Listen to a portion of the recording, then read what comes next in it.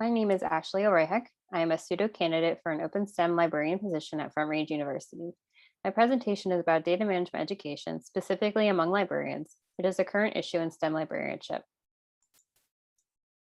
Data management is a best research practice that allows data to reach their fullest potential. It covers everything from data generation to storage. Good data management follows a data lifecycle, such as the data curation centers, which helps define workflows and associated roles and responsibilities within a project or organization. It doesn't stop at data storage. The cycle restarts at data curation or acquisition to then produce more data, building upon what's already been conceptualized. New research allows users, curators, and more to view the same and similar data from different perspectives and make new contributions to their disciplines. The best way to record this life cycle is in a document called a data management plan, which basically describes how the data generators will gather, analyze, and store their data pre, during, and post-project production. Data management plans also address issues such as file types and management, backup and security, metadata, and sharing and accessing information. Many funding organizations have begun requiring data management plans embedded in grant proposals, particularly with data regarding publicly funded research. For example, the National Science Foundation began requiring data management plans with any grant proposals they received in 2011 and since. And the National Institutes of Health for any grants exceeding $500,000, also since 2011. Essentially, these plans make data fair for reuse, or findable, accessible, interoperable, and reusable.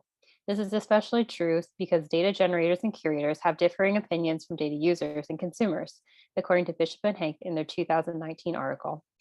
And things can get lost in translation if not documented properly and clearly. One of the issues in STEM librarianship regards data management, particularly in how to train and prepare individuals to create, execute, and follow through best data management practices.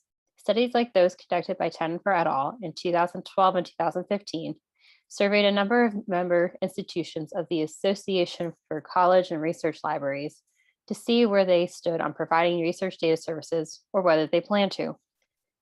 Tenenfer et al. Followed up in 2019 and learned there was little to no increase regarding research data services, with some participants commenting that faculty did not view the library as the best resource for data management. It's important to note that this multidisciplinary area, or librarianship and data management, is relatively new and expanding as more disciplines conduct interdisciplinary and data-intensive research.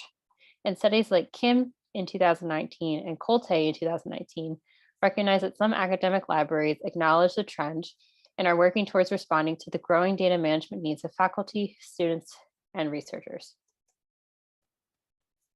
My primary graduate research area is conducting job analyses of science librarians, science data managers, and data services librarians to identify what educational and professional gaps exist in preparing for and successfully filling these roles. Each institution tends to have different job descriptions, titles, and expectations for these roles, and each academic program tends to have different curricula for STEM and library and information science majors. My research group and I interviewed current librarians and data managers in a few areas of earth and environmental science about their educational and professional backgrounds, what they currently do in their roles, and what they're expected to do, as well as describing their institution's current commitment to research data management efforts.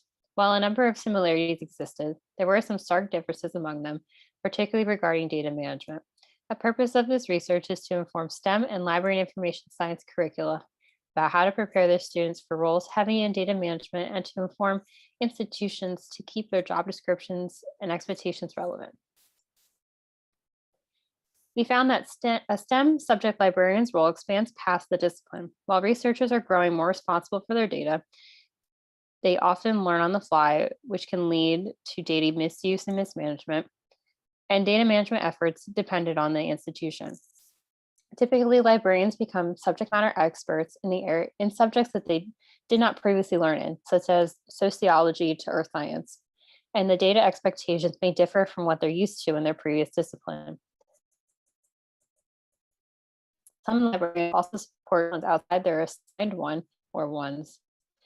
Often librarians learn on the fly too, or through professional development opportunities like webinars and conference workshops. Exposing library and information science students to data management practices and related topics would give them a leg up in their careers. Researchers may feel pressed for time, particularly in meeting project deadlines with funders or other stakeholders, and may not be careful or mindful with their data management, particularly if they push it off or don't realize they need it. It's important to grab their attention from the beginning of the grant writing process so they can document everything they need as it's noted. Institutions and libraries can support this by interacting with researchers, letting them know that data management services exist and that they should practice good data management educationally and professionally. An ultimate goal is to avoid research misconduct like those documented in Kleichman 2020. Many organizations recognize this educational gap among scientists and researchers and created working groups to address it. The Federation of Earth Science and Information Partners was formed by NASA, who wanted to include external stakeholders in its Earth Science Data and Information System project. They have many subgroups focusing on specific areas of bringing Earth science data and data science together, such as Science on Schema, which is their version of a popular metadata schema, schema.org, and Soil Ontologies and Informatics, which is working towards creating a standardization of soil science data. Data One is another popular community promoting best data management practices among Earth scientists, educators, and the public, which started as an NSF grant-funded project in 2009 that exploded into the multinational and multidisciplined organization it is today. Good data management starts with standardizing the practices and educating all stakeholders. Time is the name of the game, unfortunately, and some researchers may be hard to convert than others. Starting early with rising researchers and students is one way to make this change happen. Libraries are like living organisms, as compared to by S.R. Ranganathan in his 1931 article, The 5 Laws of Library Science. Responding to the data management challenges and educational gaps further validates why libraries aren't going anywhere, because they mold with the times to help their patrons and users. I would like to recognize these sources for their contribution to my presentation. This presentation is one of my assignments for the Information Science 532 course, Sources and Services for Scientists and Engineers. To help us prepare for job interviews, we are creating practice presentations for a trend or issue in science librarianship, which we will then share with our classmates. The hypothetical scenario is that we are selected as finalists for a science librarian position. We are all choosing different positions based on our interests in the current job openings. I hypothetically applied for the assistant open rank STEM librarian position that's presently open at Texas Tech University Libraries in Lubbock, Texas. I chose this position because I aspire to be an atmospheric science librarian, and this position is something that I would apply for. For this assignment, I pretended I was selected as a finalist for this role so I could tailor the presentation for this audience. I specifically picked the Texas Tech job because of this particular preferred qualification. It basically embodies this assignment and purposely leaves it open-ended for candidates to address various topics, like my selected topic of data management education. Thanks for watching this presentation. I hope to use it as practice for future interviews where I may have to prepare a presentation. Please provide any feedback in the comment section below.